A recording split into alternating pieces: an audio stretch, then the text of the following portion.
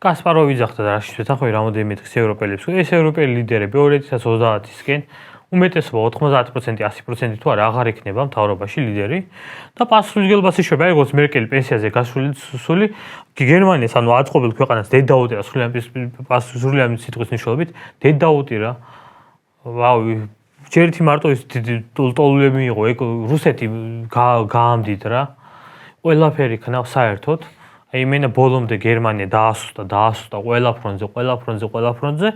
და ეხლა ჩვენც არ მოგცა არც მაპი, არც უკრაინას და არც ევროკავშირში არ მიგვიღეს და არც ნატოში არ მიგვიღეს იმენა მერკელის და საფრანგეთის გამო, მაგრამ მან მერკელის ამბავი უფრო იყო მაინც. და ხო დღეს პენსიაზე გასულა, ფეხებზე კიდია კარგად იმ დღეს იყო TikTok-ზე ვიდეო ბარში ლუცვავ და ვიღაც ადამიანთან ერთად, ნუ ეგ პრობლემა არ არის ხო და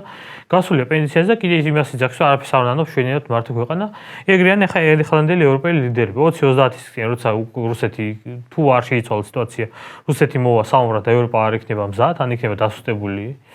ძალიან. იტყვიან ესენი რომ ჩვენ ძმაო ეხლა მთავრობაში აღარა ვართ ძმაო და ეხლა ახანდელი ლიდერებს მოთხოვით ძმაო ჩვენ დროს რუსეთი 2025-ში რუსეთმა დაგვარტყა არ დაგვარტყა ძმაო და 2030-ში თუ დაგარტყა იქ უკვე ახანდელი ლიდერების ბრალია ხო ანუ ეგ არის რომ ეხლა უნდათ რომ უცებ პასუხისმგებლობა მოიჩორონ თავი არა იტყვიან კაი ხელფასები აქვთ კაი ცხოვრება აქვთ გულავენ ბოლომდე და